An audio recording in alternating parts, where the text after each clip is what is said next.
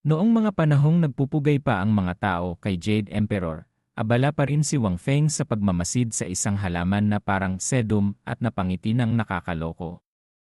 Nakita ni Li Tianxin ang ngiting ito at tila may napakalaking bagay na mangyayari, kaya't baka sa kanyang mukha ang matinding takot. Bumalik sa kasalukuyan, nagsimula ng pumasok sa loob ng Divine Relic Ground ang mga kalahok sa Grand Tournament. Kasabay nito, may kumukulong kaldero na nagbubuga ng makapal na usok. Ang kalderong iyon ay pagmamay-ari pala ng grupo ni Wang Feng. Ang ibang mga tao ay abala sa pakikipagkumpetensya para sa posisyon, habang ang grupo niya ay naglatag ng iba't ibang pagkain para magpahinga at kumain, na parang nagbakasyon sa isang resort. Itinuro ni Li Qing ang Divine Relic Ground habang kumakain ng tinapay at sinabi, "Sektang pinuno, dapat na rin tayong pumasok sa Divine Relic Ground." Nag-aalala ako dahil 3 araw lamang ang tagal ng Grand Demon Sealing Tournament. Kung hindi tayo magmadali, maaaring mapatay ng mga henyo mula sa ibang sekta ang mga demonyong nilalang doon na magiging problema. Umiti ng may kumpiyansa si Wang Feng at sinabing magmadali. Kung mapatay na ang mga demonyo pag nanakawan natin ang mga henyo, bakit tayo magsasayang ng lakas sa mga hamak na demonyong iyon? Napatango si Li Qing at sinabing, "Tama nga. Maaari nating pagnakawan ang mga henyo." Sektang pinuno, tunay ngang karapat-dapat kang maging pinuno ng Immortal Ascension Sect. Napakatuso. Hindi pa niya natatapos ang kanyang sinasabi nang magtama ang kanilang mga mata, na nagpapahiwatig ng isubukan mong magsalita pa, at ipapakita ko sa iyo. Naintindihan ni Li Qing ang ibig sabihin at nagbago ng sinabi, hindi pala, napakarami mong alam at napakatalino." Habang nagkakasiyahan ang grupo, may narinig silang yabag ng paa. Yumuko si Li Tianxin ng may paggalang at nagpakilala, "Ako si Li Tianxin mula sa Heavenly Heart Sect, bumabati sa sektang pinuno at sa mga kapwa ko." Lumingon si Wang Feng at masayang nagtanong, "Ano ang sadya mo sa akin, binibining Li?" Kasabay nito, dumating si Ling Fiyu na may dalang termos ng tubig para magtimpla ng inumin. Hindi na nagpaligoy-ligoy pa si Li Tianxin at nagpakita ng pag-asa sa kanyang mga mata. "Nais kong sumali sa Immortal Ascension Sect. Sana ay pagbigyan ako, sektang pinuno Wang." Nagulat ang mga disipulo sa narinig nila at napatitig kay Li Tianxin. Dahil dito, natapon ni Ling Fiyu ang mainit na tubig sa kamay ni Wang Feng, kaya't napasigaw siya sa sakit at naibuga ang tubig sa kanyang bibig.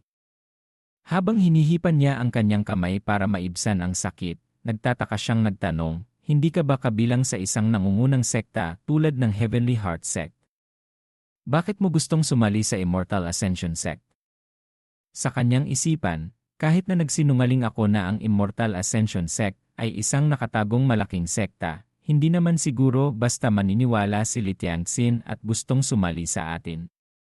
Nagpakita ng kalungkutan sa kanyang mukha si Li Tianxin at nagsabing, "Hindi ang aking talento sa paglilinang ang nakita sa akin ng Heavenly Heart Sect, kundi ang aking itsura.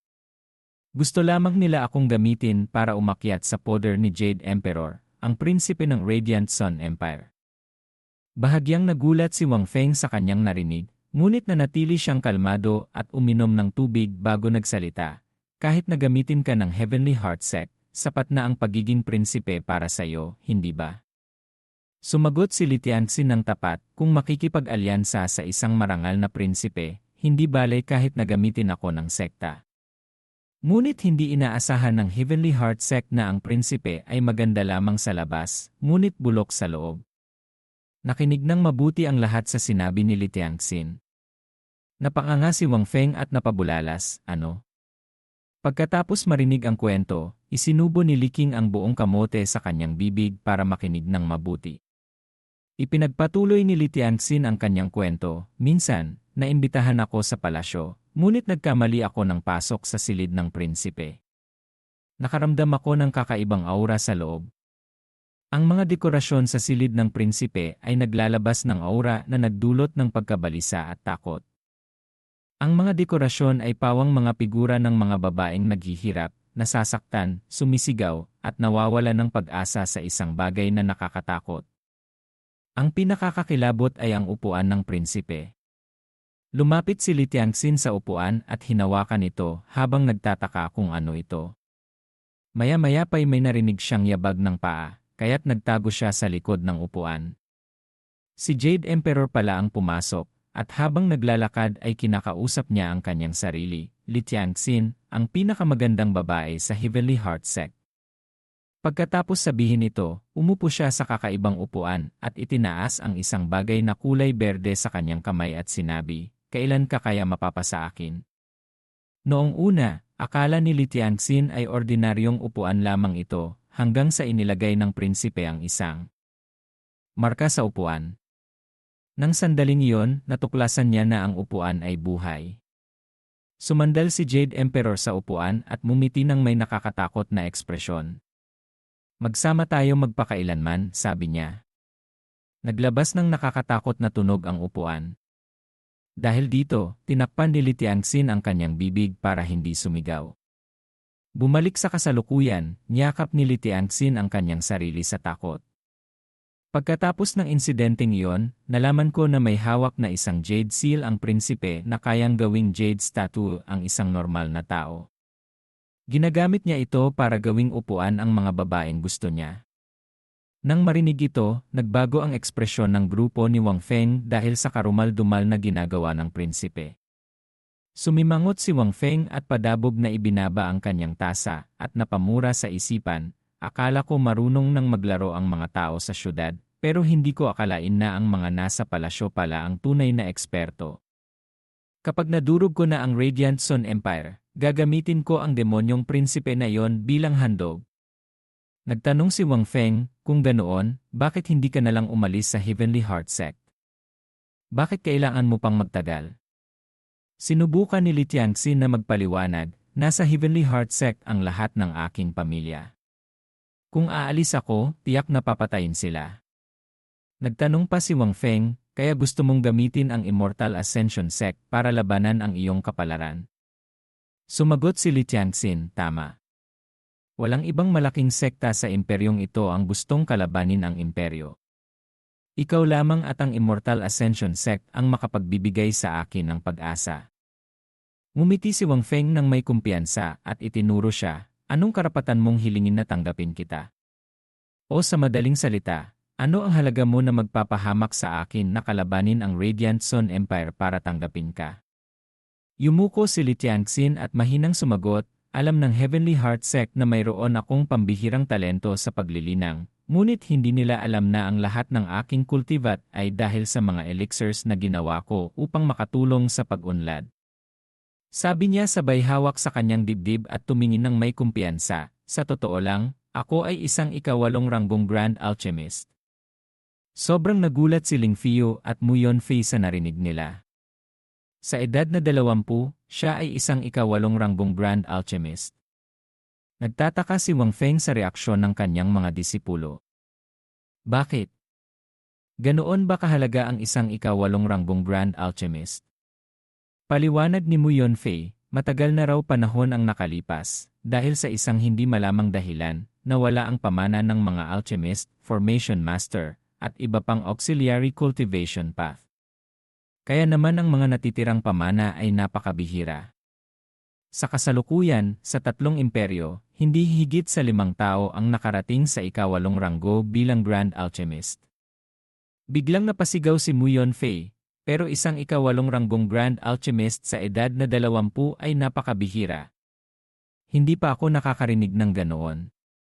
Tuwang-tuwa si Ling Fio at naisip niya sa sarili, "Hindi ko akalain na mayroong isang alchemist na may ganitong talento."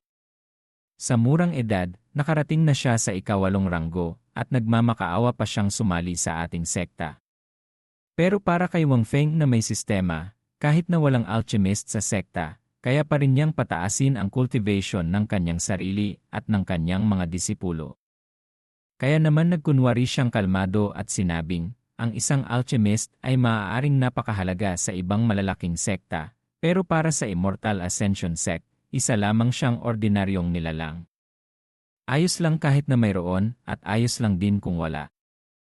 Nagulat ang lahat sa kanyang sinabi. Hindi makapaniwala si Mu Yonfei sa kanyang narinig.